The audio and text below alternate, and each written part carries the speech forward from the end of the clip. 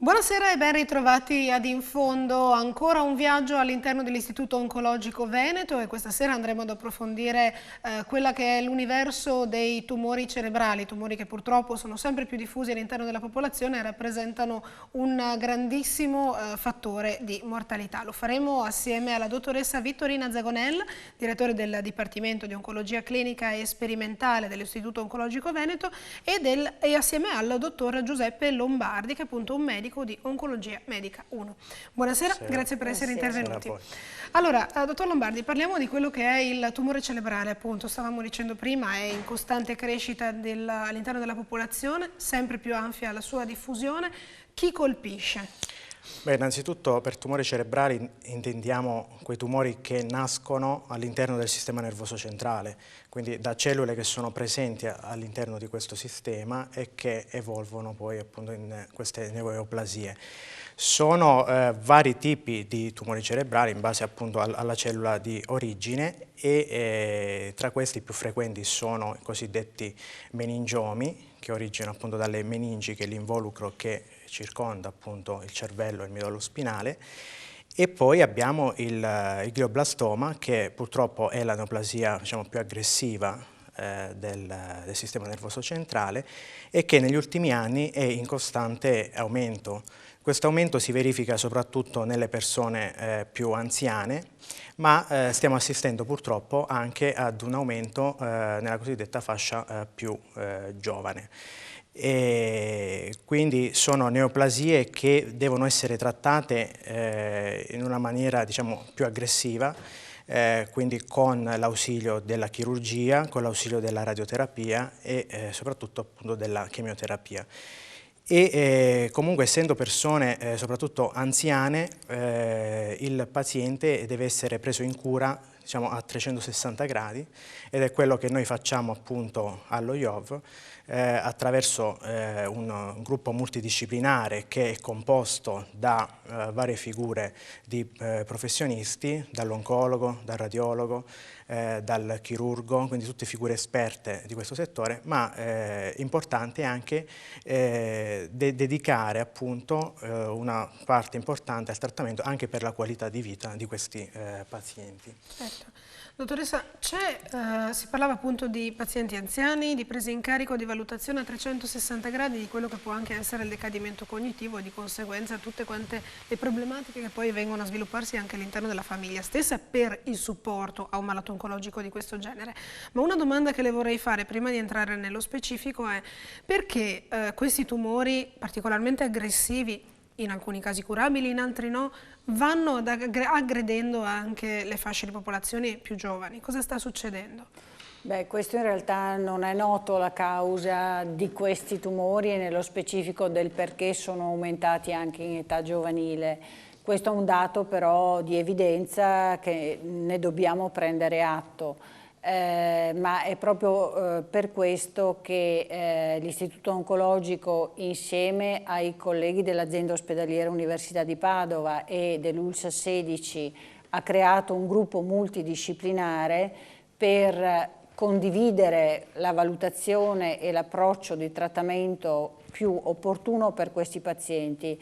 Il paziente con un tumore cerebrale è un paziente molto complesso, è molto complesso perché spesso purtroppo la diagnosi è tardiva, spesso purtroppo c'è un coinvolgimento, come può essere comprensibile, dell'aspetto, come lei diceva, cognitivo, e quindi di tutto quello che si può ripercuotere non solo sulla vita di relazione del paziente, ma anche sul lavoro, sulla perdita del lavoro, sull'incapacità di mantenere alcune attività al di fuori di quella che è la famiglia. La parità di autonomia. La qualità certo di senso, autonomia, quindi. autonomia economica, autonomia funzionale, autonomia gestionale. Certo. E questo ovviamente tanto più il paziente è giovane, tanto più diventa difficile e complesso. Proprio per questo noi nel nostro ambulatorio abbiamo dedicato diversi ambulatori settimanali per la gestione di questi pazienti, dove ci sono i medici dedicati, tra cui il dottor Lombardi è appunto il responsabile di questi ambulatori,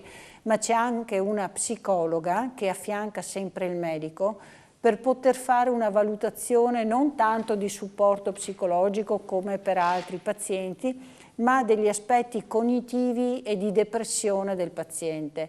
Questo perché a volte non è chiaro se questi aspetti dipendono dalla malattia o dai trattamenti, potrebbero essere anche peggiorati e complicati dai trattamenti che vengono messi in atto. Quindi questa valutazione che segue passo passo il paziente e l'evoluzione della malattia aiuta e supporta anche le decisioni terapeutiche proprio nel cercare di migliorare il più possibile e mantenere una qualità di vita e un'autonomia funzionale il più a lungo possibile in questi pazienti. Dottor Lombardi, l'avevamo già approfondito anche durante le scorse edizioni di questi approfondimenti dedicati allo IOV. Parlare di ricerca per l'Istituto Oncologico Veneto è pane quotidiano. Che tipo di ricerche si stanno compiendo in merito ai tumori cerebrali? Sì, allora allo IOV per prima cosa bisogna dire che vi è instaurata una rete, diciamo, europea, quindi internazionale, con il gruppo delle ORTC, proprio dei tumori cerebrali, e questo fa in modo di avere sperimentazioni cliniche condivise all'interno dei grandi centri europei di neurooncologia.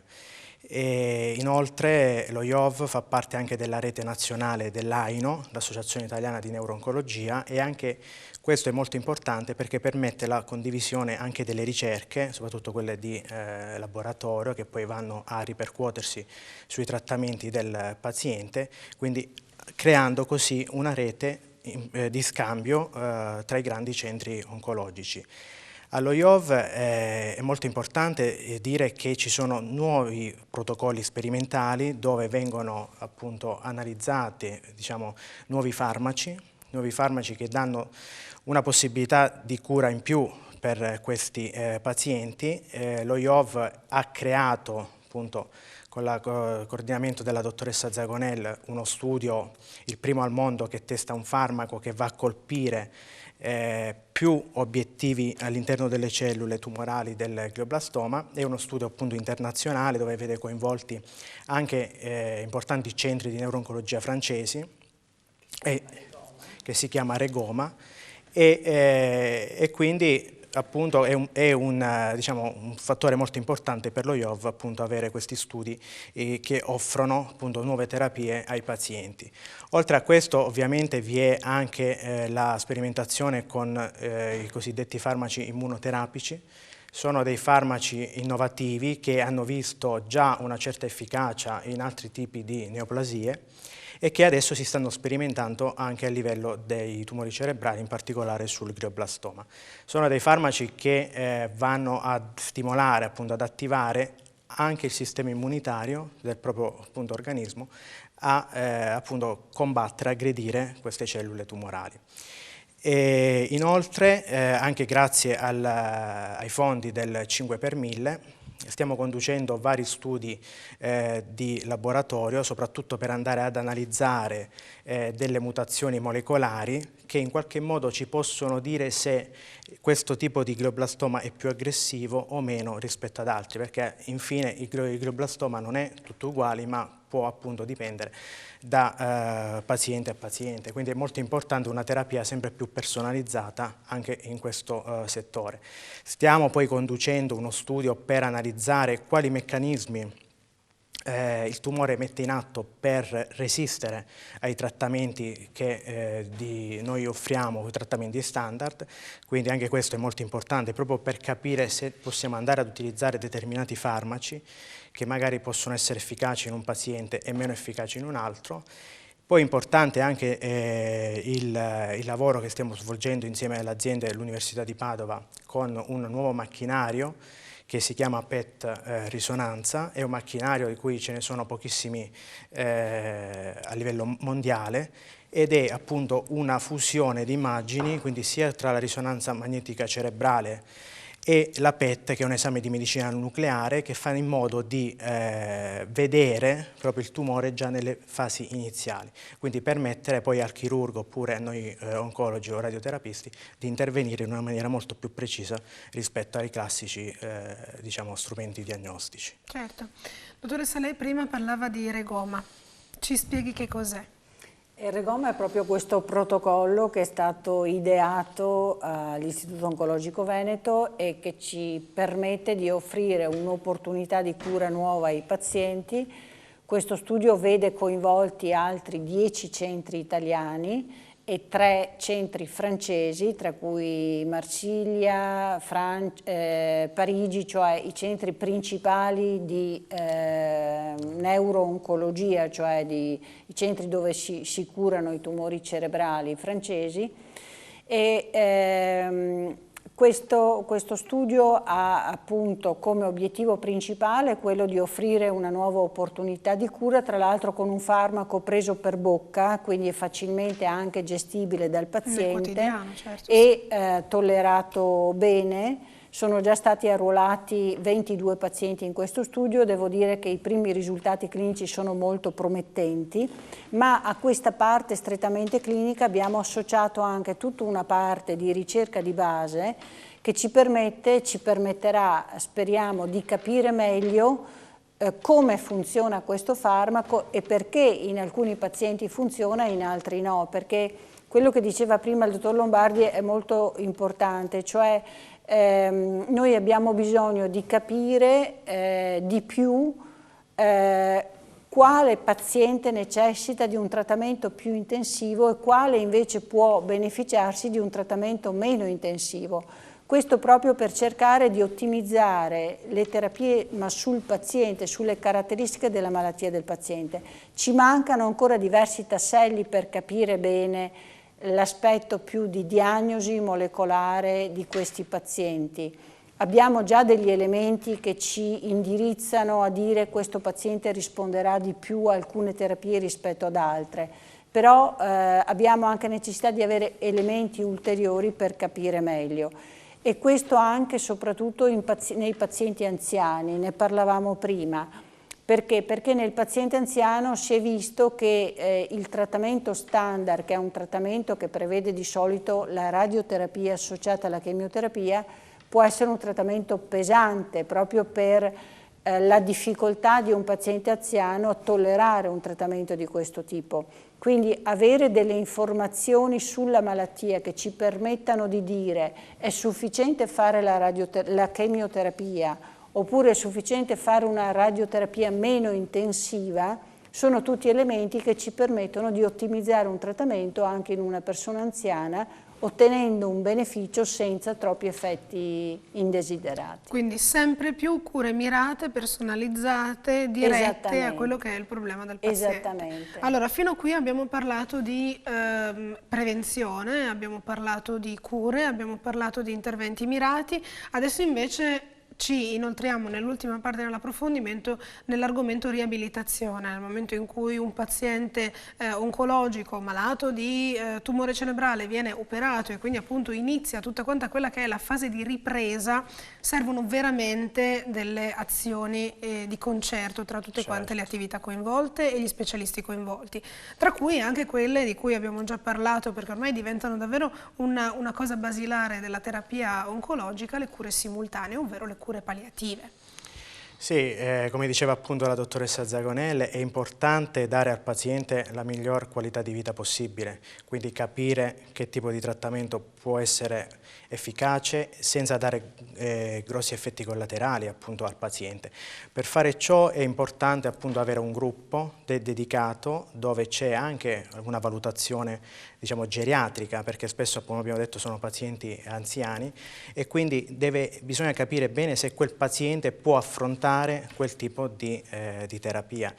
Detto questo, è importante poi appunto la riabilitazione, soprattutto in questi pazienti appunto con tumori cerebrali che spesso vengono operati e quindi devono andare incontro poi ad un recupero anche funzionale e cognitivo. Quindi allo IOV vi è questo ambulatorio di cure simultanee dove il paziente viene preso in cura appunto a 360 gradi, dove vi è l'aspetto cognitivo soprattutto, dove viene valutato da una psicologa che è dedicata a seguire proprio questo tipo di pazienti e ovviamente è anche importante diciamo l'aggancio anche con il territorio.